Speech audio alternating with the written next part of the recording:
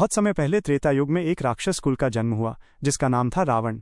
उसका असली नाम था दशानन, क्योंकि उसके 10 सिर थे।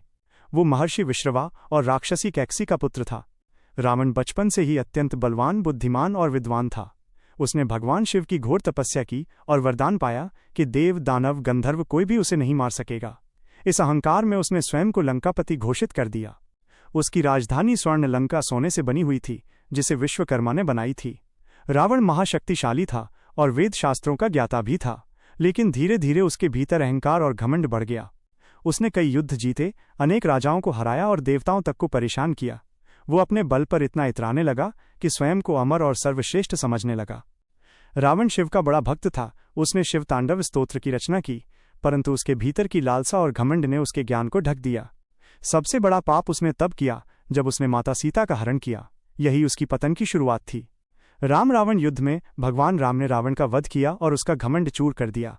बुद्धि और ज्ञान अगर अहंकार में डूब जाएं तो विनाश लाते हैं।